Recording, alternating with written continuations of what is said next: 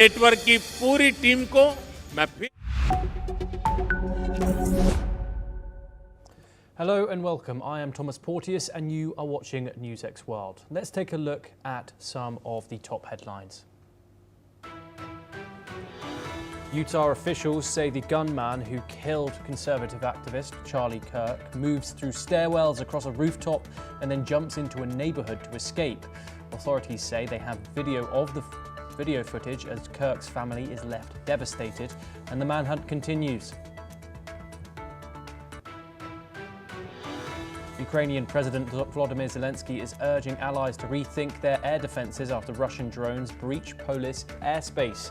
Speaking with Kyiv with Finland's president, he says Ukraine is ready to support efforts to strengthen collective defence. Qatar is denying reports it is reassessing its security partnership with the United States, calling the claims completely false.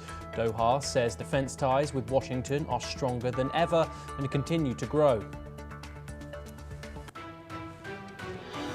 Qatar's Prime Minister says Benjamin Netanyahu kills any hope of freeing hostages after Israel strikes Hamas leaders in Doha, killing 6. Sheikh Mohammed says families were relying on ceasefire mediation and now see no other hope. Palestinians in Gaza City's Nasser district are deciding whether to stay or flee after Israel drops leaflets warning troops will take control. Hundreds of thousands are ordered to leave amid heavy fighting with Hamas, but with little safety or food elsewhere. Options are dire. Britain sacks its ambassador to the United States, Peter Mandelson, after revelations about his friendship with the late sex offender Jeffrey Epstein. The Foreign Ministry says new messages show the depth and extent of Mandelson's ties to Epstein. Lebanon says an Israeli strike hits the country's south, killing 1 person despite a ceasefire agreement.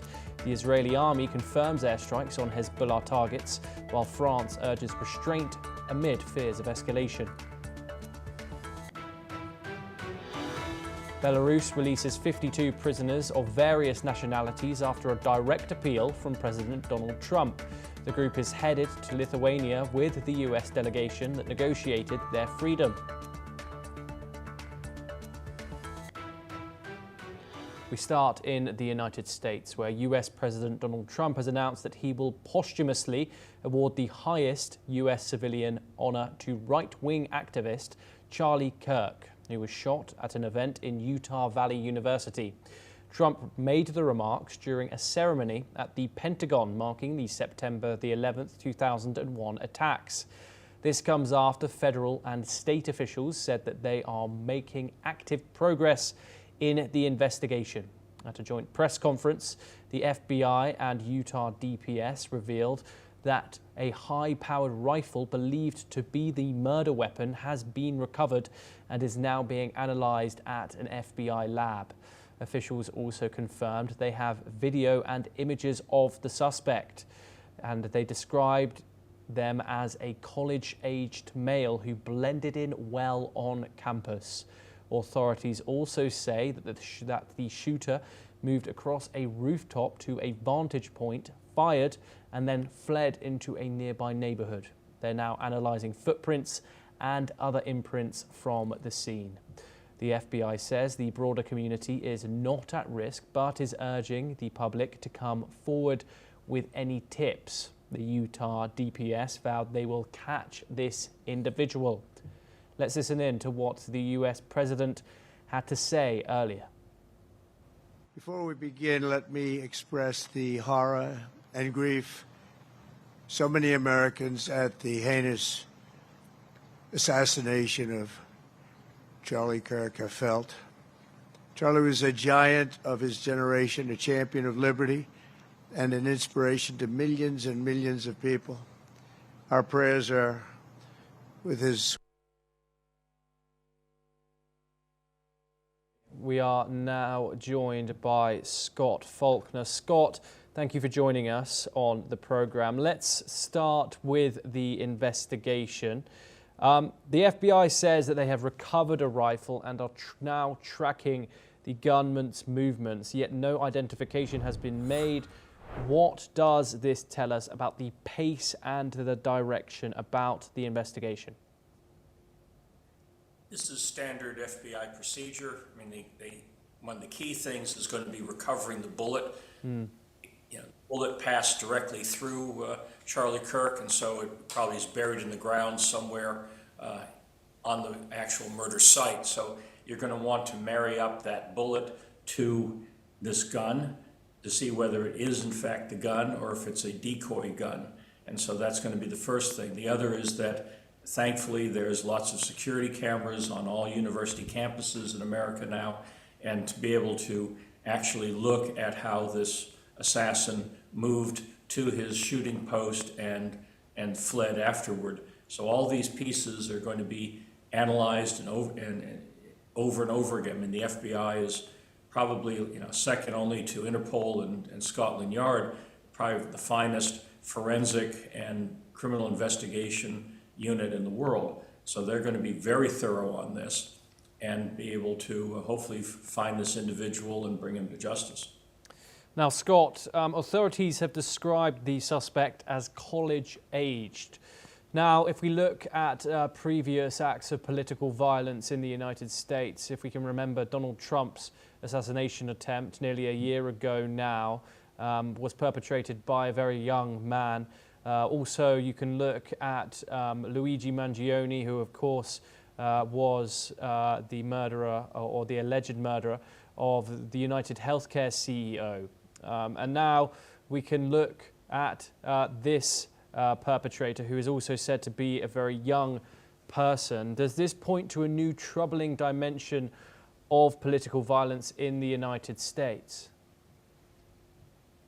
Well, the key here is that our dialogue in America has collapsed, and that's one of the great tragedies of many relating to Charlie Kirk's assassination is he was an individual who wasn't just a partisan leader. He was actually on campuses, and he initially started setting up tables just saying, "Change my mind." He actually wanted to engage people across the political spectrum in civil dialogue, and so it's a tragedy that this civil dialogue is basically collapsing in the United States at all levels. And so how much of that affects bringing young people not into civil dialogue but into civil chaos is really very troubling. Yes, Scott, do stay with us. We have some further updates for our audience. Meanwhile, a spokesperson of the European Commission has offered the EU's sincere sympathies to Charlie Kirk's family. Let's listen in. The European Union condemns all forms of violence, and we offer our sincere sympathies to the families of the victims of this tragic incident, and we hope that the perpetrators are brought to justice. The incident has, of course, drawn attention to Utah's gun laws, which are reportedly among the most permissive in the country, allowing firearm purchases and possession in most cases without a permit. In May, Utah lawmakers updated state law to allow the open carry of weapons with a permit on college campuses. According to reports, the University of Utah relaxed its policy on firearms accordingly, while Utah Valley University, where Charlie Kirk was shot, was slightly more restrictive and had policies which only allowed concealed carry with a permit. Moreover, this incident highlights a broader and growing threat to public figures across the US, from President Trump, who faced 2 assassination attempts last year, to lawmakers, judges, and election officials. Violence and threats have surged. The US Capitol Police reported nearly 9,500 threats against members of Congress and related personnel last year, up from around 8,000 a year before. In 2017, this number was less than 4,000. Scott, we've just heard some figures there about political violence increasing in the United States, and we've also heard some facts about the Utah gun laws. Do you think that this incident, given the high-profile nature of it, will see some legislature changing things around when it comes to Utah's gun laws and possibly at a federal level as well? Well, first of all, this was a formally organized assassination, so no gun law would have stopped a well-organized, committed, possibly funded assassination of a high-profile political figure. Secondly, I'm sure there will be a lot of rhetoric about changing gun laws, but we have to remember we're still reeling from that horrible knife attack at that Charlotte tram of that young lady. And so that was a knife. And earlier this year and last year, people were being pushed in front of subway trains in New York City. So it's not about the weapon, it's about the individual.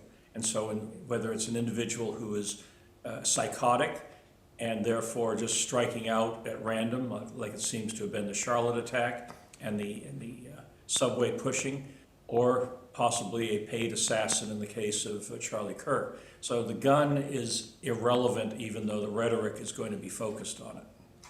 Okay, Scott Faulkner, thank you very much for joining us here on the program. Pleasure to get your insight.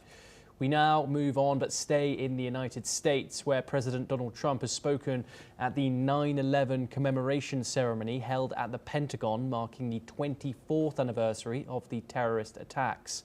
The Pentagon marked 9/11 with its annual observance ceremony, but this year the event was moved from the traditional memorial site outside the building to its internal courtyard. The shift came just hours after the assassination of the conservative activist Charlie Kirk at Utah University. President J.D. Vance was scheduled to be in Manhattan for the 9/11 anniversary, but he instead traveled to Utah following the assassination. Meanwhile, the bell of hope rang out at St. Paul's Chapel in New York to mark the moment when the first of the two planes hit the World Trade Center on the September of the 11th, 2001.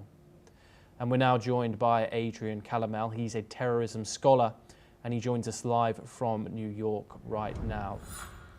Adrian, 24 years since that day in 2001. We do have limited time, but I was wondering if you could tell us about how that day changed American society in its past 24 years.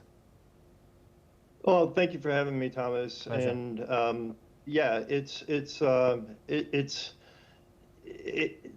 there's a lot of people that just don't remember what society was like before that. It was a lot, I would say, at airports and stuff like that, it was a lot more permissive. There was less security. There wasn't this real fear of terrorism. It was always seen as an over there problem. But then, everything was really shattered on that day. I mean, we had some domestic terror attacks like the Oklahoma City bombing, but nothing like this. It was our first real experience on American soil with jihadi terrorism. So everything kind of shifted on that day, and then we had the ensuing global war on terror to where we are now, 24 years later. And if you ask somebody who's probably about who's 21, 18, 19, they probably won't be able to tell you much about that day. And I think a lot of Americans have kind of put it in the rearview mirror and think Al-Qaeda has been, defeated, decimated, all the words that we've heard to use about Al-Qaeda's diminished capacities, when in fact they've actually grown. And so that's the real fear for people like me, is that, it's 24 years later, but what's been done with this? Where are we? Has the needle been moved? Are we any more safer than we were then? I think we're probably more vulnerable now than we were back then, which is a terrifying point. And Adrian, if you wouldn't mind going into that point a little bit there. Of course, you said that was the introduction to terrorism in the United States. However, what do you think that is the biggest threat to America now in those terms?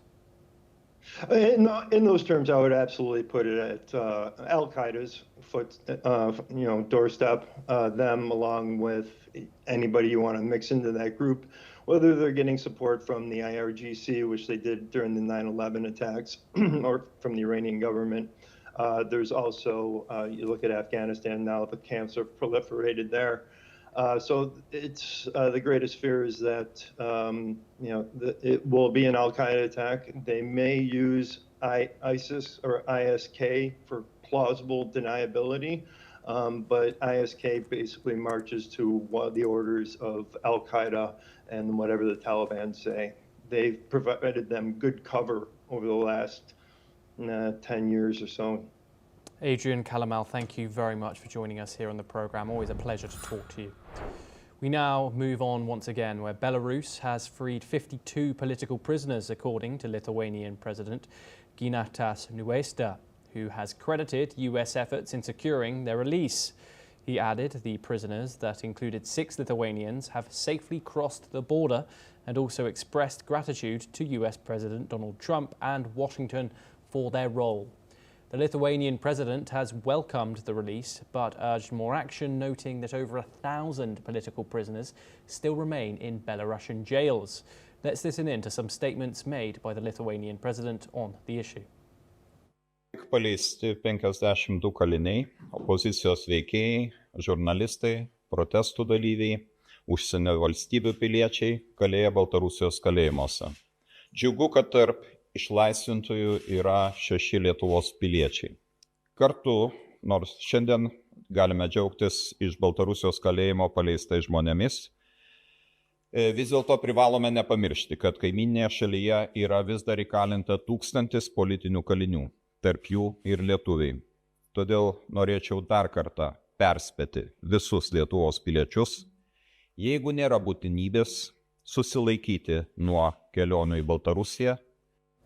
Moreover, Belarus National News Agency has reported that 14 foreign nationals were among those freed, including Lithuanians, Latvians, Poles, Germans, a French citizen and a British citizen.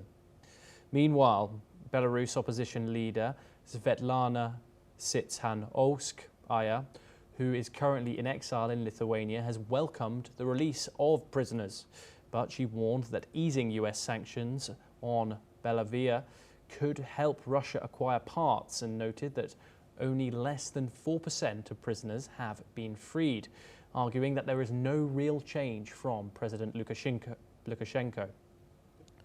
We're now joined by John Rosamondo, and he is the president of Viking Research Associates, and he joins us live from Washington, D.C. John, thank you very much for joining us. Thank you. What do you make of this deal, John? Of course, prisoners have been released, but it also, critics would maybe say that Donald Trump seems to be getting close to Alexander Lukashenko, who is a known authoritarian. What are your thoughts? Well, it's called diplomacy. I mean, I think everybody's known for decades that Lukashenko is a thug, an authoritarian, and so forth, and that he enabled the invasion of Ukraine by the Russians. But, you know, if you're trying to get a peace deal, you need to have, political capital in order to, use Lukashenko to maybe lean on Vladimir Putin to bring an end to the war. But I think it's good to hear that these prisoners have been released. But, I think that more pressure needs to be put on Lukashenko to, work on Putin. Yes, and what do you think of the possibility of Putin possibly gaining from this deal, of Donald Trump lifting those sanctions on that Belarusian airline? Well, I think that, the thing about Donald Trump is he's a horse trader. He gives carrots and sticks. He gets what he wants, he gives them carrots. If he doesn't, as has happened, in the spat with India, he gives sticks. So I think this is just part of Trump's negotiation style. Yes, John Rosamondo, thank you very much for joining us here on the programme. Pleasure to talk to you. We now move over to South Asia, where tensions flared for the second day outside the Nepali Army headquarters in Badharakali, as Gen Z protesters remained divided over who should lead the interim government. Rival factions supporting former Chief Justice Sushila Karki and Kathmandu Mayor Belen Shah clashed outside the army complex, while supporters of Dharan Mayor Harka Sampang also joined the fray. The protests, sparked by a short-lived social media ban and long-standing grievances over corruption, nepotism and unemployment, have left over 30 people dead and forced the escape of more than 13,500 prisoners nationwide. Meanwhile, Nepal's President Ramchandra Pudel said that he is working to end the crisis that hit the Himalayan nation after deadly protests this week removed the Prime Minister and left Parliament in flames. He further asked all parties to remain confident that a solution is being sought quickly to address the demands of the protesting citizens. Now, some Gen Z residents in Nepal are hopeful of a brighter future for their country following days of anti-government protests. Let's listen into them.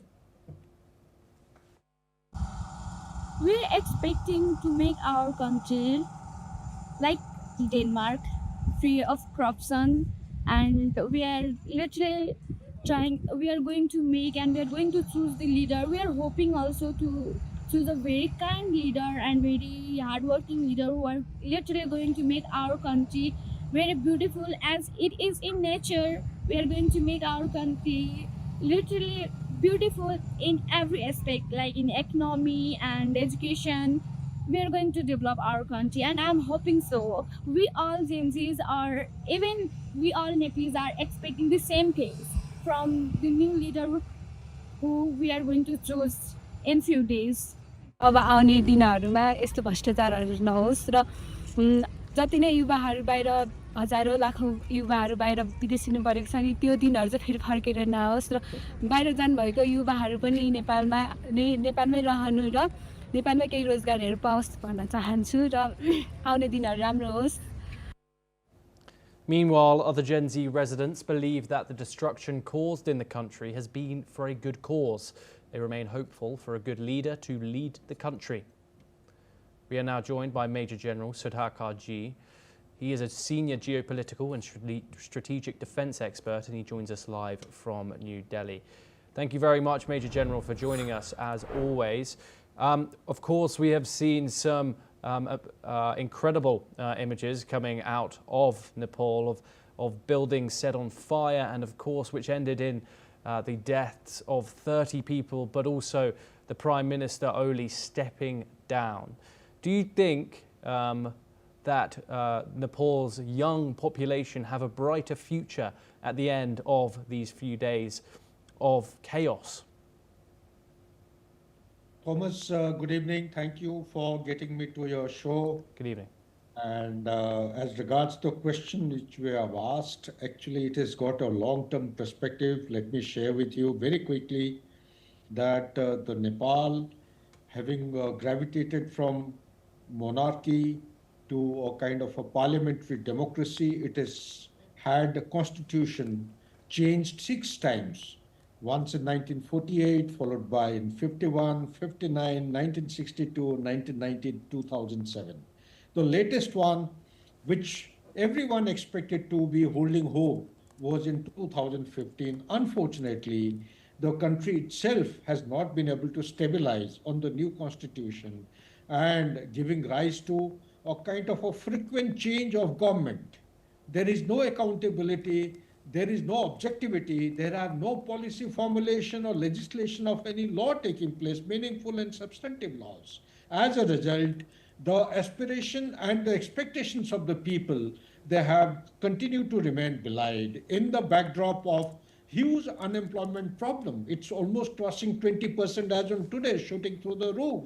There are 400,000 Nepali youth reportedly have been moving out overseas, looking out for employment opportunities in countries like Philippines, Indonesia, Malaysia, Japan, such like countries, as also Middle East. They are not getting, we all are aware of the status of employment opportunities the world over. Third and most important thing is that we need to remain mindful of the fact that when we talk about the Gen Z, you see, there is a master, there is a peddler behind what is coming to be visible to our naked eyes, you and me. I personally feel when you join the dots, no security incident taking place should ever be analyzed in isolation. You have to join the dot and, let a pattern emerge from Maldives, from Sri Lanka to Maldives to Bangladesh to Nepal now. It actually gives me a logic and a justification to come to a conclusion that there is some big planner behind all this. So who is this big planner? As on today, I do not have any substantive evidence, but when I join the dots and with the apps which have been actually banned, 26 apps banned, and subsequently the ban has been revoked, and bringing normalcy and some kind of degree of stability back to Nepal, I have all the reasons that the finger is pointing somewhere towards the west. So to answer your question, normalcy is definitely warranted. The people and the youth of Nepal, they definitely deserve a progressive and a kind of a forward-looking future. But whether it will take place in a reasonable future or not, it's anybody's guess. The time will say. Back to you, Thomas. Yes, thank you very much, Major General Sudhakar, for joining us on the programme. Always a pleasure to get your insight. Well, that is all that we have time for, but we will continue to bring you more news updates from around the world. Thank you.